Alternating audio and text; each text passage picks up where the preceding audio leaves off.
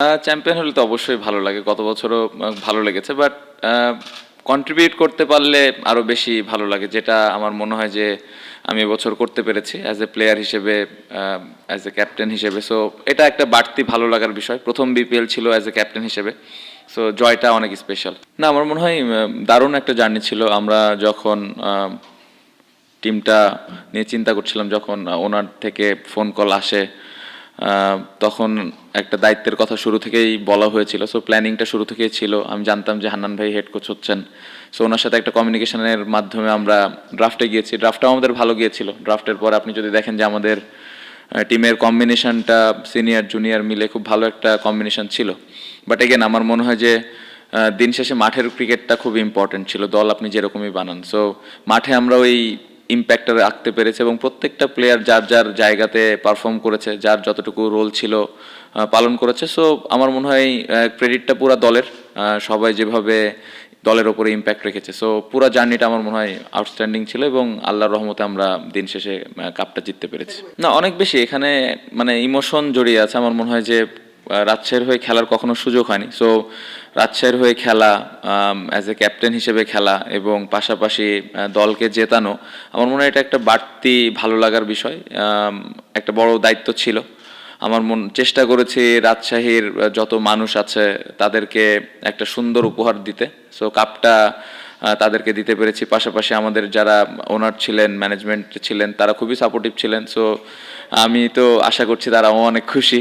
So overall আমার মনে হয় যে খুব ভালো একটা টুর্নামেন্ট আমরা কাটাতে পেরেছি। না, অনেক কঠিন। খুব ভালো একটা কোশ্চেন করছেন, মানে খুবই কঠিন আমার মনে হয় যে ক্যাপ্টেন হিসেবে। বাট প্রফেশনাল জায়গা থেকে আসলে দলের জন্য যে জিনিসটা করার প্রয়োজন হয়েছে আমরা চেষ্টা করেছি সেটাই করার। পার্টিকুলারলি জিসান, রবিউল, ওয়াসি সিদ্দিক, সাকির হোসেন শুভ্র, আরও বেশ কয়েকটা ক্রিকেটার একটা ম্যাচও খেলতে পারে নাই। বাট পজিটিভ দিক হলো তাদেরকে দেখে কখনোই মনে হয়নি তারা অনেক বেশি আপসেট। ডেফিনেটলি ম্যাচ খেলতে না পারলে অবশ্যই খারাপ লাগে, বাট যখনই তারা মাঠে এসছে, প্র্যাকটিসে এসছে, 100% দেওয়ার চেষ্টা করেছে, টিমমেটদের হেল্প করার চেষ্টা করেছে। আমার মনে হয় যে এই কাপটা জেতার পেছনে এই কারণগুলোই আসলে অনেক বড় একটা কারণ হয়ে এসছে। বাট অ্যাজ এ ক্যাপ্টেন হিসেবে খুবই ডিফিকাল্ট ছিল এই জিনিসগুলো হ্যান্ডেল করা। বাট যে প্লেয়ারগুলোকে আমি খেলাতে পারিনি, সেই প্লেয়ারগুলো আমাকে যেভাবে সাপোর্ট করেছে, এটা আমার কাজটা সহজ করে দিচ্ছে। সো তাদেরকে ক্রেডিট দিতেই হবে এবং আমার মনে হয় যে এই ধরনের ক্যারেক্টারই আসলে সামনে বড় প্লেয়ার হতে সাহায্য করে। সো যে প্লেয়ারগুলো খেলতে পারেনি তাদের অনেক বড় এখানে ক্রেডিট আছে। ভালো লেগেছে, নতুনত্ব। বাট দিন শেষে কাপ কিভাবে আসলো এটা তো আসলে আমাদের কাছে ম্যাটার করে না। ম্যাটার করে কিভাবে কাপটা আমরা জিততে পারি। তো জিততে পেরেছি, বাট হ্যাঁ একটু নতুনত্ব লেগেছে, ভালো লেগেছে। না, আমার মনে হয় আউটস্ট্যান্ডিং কাজ করেছেন। ডিপিএলেও ভালো কাজ করেছেন, বিপিএলেও দারুণ কাজ করেছেন। রেজাল্ট দেখলেই বুঝতে পারছেন আপনারা। বাট হ্যাঁ, রেজাল্ট ছাড়াও কিন্তু ওনার যে ধরনের কমিটমেন্ট, প্ল্যানিং সব মিলে আমার মনে হয় যে খুব ভালো কাজ করেছেন। বাট আমি আশা করব যে সামনে নিয়ে এখান থেকে আরও ভালো কাজ করবেন এবং বাংলাদেশ ক্রিকেটের হেল্প করার চেষ্টা করবেন। বাট আমি বলবো যে খুব দারুণ একটা সময় পার করেছি আমরা এই পুরা বিপিএলে এবং ডিপিএলেও একসাথে আমরা কাজ করেছি। সো ওভারঅল দারুণ কাজ করেছেন। আমি জানি না আমি কতটুকু আমাকে ধরে রাখতে পেরেছি, বাট আমি চেষ্টা করি যতটুকু সম্ভব আমি দলকে দেওয়ার, ম্যাচ খেলি বা না খেলি। বাট আমি বলবো জিসানের যতটুকু আমি ক্যারেক্টার এবছর দেখেছি আমাদের টিমের সাথে লাস্ট 1 মাস, আমার মনে হয় যে দারুণ ক্যারেক্টার। ইটস নট অ্যাবাউট যে আমি ম্যাচ খেলছি কি খেলছি না, আমার প্রসেসটা কি, আমি প্র্যাকটিসে 100% দিচ্ছি কি না, আমি দলের হয়ে ভালো চিন্তা করছি কি না, এই জিনিসগুলো খুব ইম্পর্টেন্ট। আমার মনে হয় যারা ইয়াং ক্রিকেটার আছেন তাদের এই ক্যারেক্টারটা বিল্ড করাটা খুব ইম্পর্টেন্ট। আমার মনে হয় জিসান স্লোলি এই জায়গাগুলোতে ইমপ্রুভ করছেন। আমি যদি লাস্ট 1-1.5 বছর আগের জিসানের কথা বলি আর এখনকার জিসানের কথা বলি, এই জায়গাটাতে হিউজ ইমপ্রুভমেন্ট। ওর একটা জিনিস ভালো লেগেছে, ম্যাচ খেলার জন্য প্রত্যেক দিন রেডি ছিল। সো এই ক্যারেক্টারটা আমার মনে হয় যে ওর ফিউচারে কাজে দিবে। আই হোপ যে কোনো এক সময় নেক্সট ইয়ার ও ক্যাপ্টেন হয়েও দল জিতাইতে পারে। You never know, in cricket anything can happen. So আমি আশা করবো যে নেক্সট যেই টুর্নামেন্টে অপরচুনিটি পাবে, ওর এই প্রিপারেশন, ওর এই ডেডিকেশন টিমের প্রতি, এটা ওর হেল্প করবে ভবিষ্যতে। অবশ্যই আমার মনে হয় যে বাকি টিমের আসলে কিরকম এনভায়রনমেন্ট ছিল আসলে আমার জন্য বলা মুশকিল। বাট আমি আমাদের টিমের একটা কথা বলতে পারি, এনভায়রনমেন্ট বলেন, টিমের প্ল্যানিং বলেন, সব কিছুতে আমরা ক্লিয়ার ছিলাম এবং আমাদের ওনারকে থ্যাঙ্কস দিতেই হবে। কারণ যখন টিমটা তারা নিয়েছেন, আমরা যখন টিমটা গঠন করেছি, স্পেশালি আমার সাথে যখন প্রথম ওনারের কথা হয়েছে, বলেছে টিমটা তোমার বা টিমটা তোমাদের, সো তোমরা যেভাবে মন চায় চালাও। সো ওই দিক থেকে কোনো ধরনের কোনো ইনভলভমেন্ট ছিল না, প্রেশার ছিল না যে আমাদের খেলা জিততেই হবে। সো এই ধরনের মোটিভেশন কিন্তু আসলে একটা টিমকে এত দূর পর্যন্ত আনতে সাহায্য করে, কারণ বাইরের কোনো প্রেশারে আমরা ফিল করিনি যে ওনারকে ম্যাচ জিতাই দিতে হবে আমাদের। তারা জাস্ট একটা মেসেজ দিয়েছে যে দলের জন্য খেলবা এবং খেলাটা যেন আমরা এনজয় করি এবং ফেয়ার ক্রিকেট খেলতে পারি। সো এ ধরনের একটা মেসেজ যখন ওনারের পক্ষ থেকে আসে তখন ক্যাপ্টেন্সি করাটা ইজি হয়ে যায় এবং টিমকে চালানো অনেক সহজ হয়ে যায়। চিন্তা তো একটু হয়, অবশ্যই ডেফিনেটলি চিন্তা হয়। ভবিষ্যৎ নিয়ে তো আমরা কেউই জানি না, চিন্তা একটু হচ্ছে, অস্বীকার করার এখানে কিছু নাই। অ্যাজ এ প্লেয়ার হিসেবে চিন্তা হচ্ছে। তাহলে অনেক রাত হয়ে যাবে ভাই যদি আমি বলা।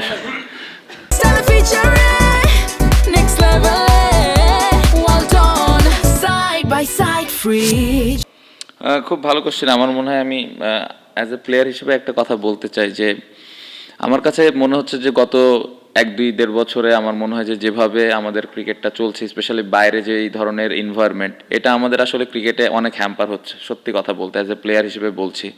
সো একটা রিকোয়েস্ট করব যে যারা এই দায়িত্বে আছেন, ক্রিকেট বোর্ড বা বাইরের যারা আছেন, সবাই মিলে একটু সমঝোতা করে ক্রিকেটটা যেন ঠিকভাবে চালু হয়, এটা খুব ইম্পর্টেন্ট। আমি চালু বলতে খেলা চলছে, বাট আরও সুন্দরভাবে কিভাবে ক্রিকেটটা চালানো যায় এটা ইম্পর্টেন্ট। এটা আমি একটা অ্যাজ এ প্লেয়ার হিসেবে রিকোয়েস্ট করব, কারণ এই মুহূর্তে যেভাবে আসলে খেলা চলছে আমরা সবাই অনিশ্চয়তার মধ্যে আছে আসলে কি হবে না হবে। সো এইভাবে না চিন্তা করে আমার মনে হয় সবাই সবার জায়গা থেকে যার যার দায়িত্ব আছে সেই দায়িত্বটা নিয়ে ক্রিকেটটা সুন্দরভাবে যেন মাঠে রেগুলার হয় এবং কম্পিটিটিভ ক্রিকেট হয়, এটা ইম্পর্টেন্ট।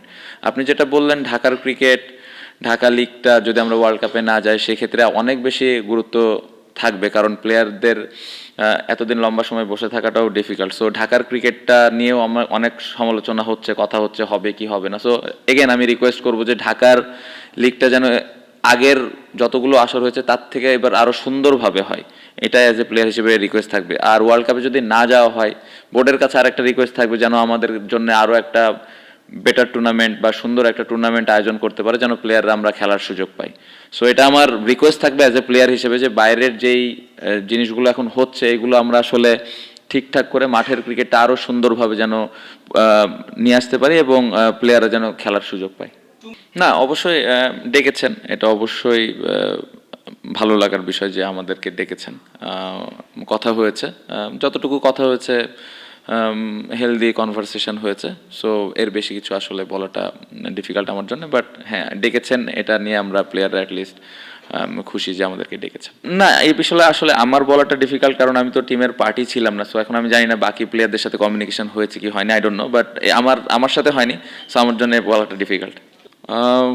হ্যাঁ, এর আগে 2টা ম্যাচ আমরা হেরেছি, বাট আজকের ম্যাচটা সহজে জিতি নাই, সত্যি বলছি। যেভাবে প্লেয়াররা কষ্ট করেছেন আমার মনে হয় আমরা এটা ডিজার্ভ করি। চিটাগংকেও ক্রেডিট দিতে হবে, তারা খুবই ভালো ক্রিকেট খেলে এত দূর এসছে এবং যেভাবে শরীফুল স্পেশালি ওর কথা মেনশন করতে হয়, যেভাবে বোলিং করেছে। সো আমার মনে হয় যে তাদেরও ক্রেডিট আছে, বাট আমার মনে হয় আমরা যেভাবে পুরো টুর্নামেন্টে ক্রিকেট খেলেছি চ্যাম্পিয়ন হওয়াটা আমরা ডিজার্ভ করি এবং আমি খুবই খুশি যে আমার প্লেয়াররা ওই মেহনতটা করে চ্যাম্পিয়ন হতে পেরেছে।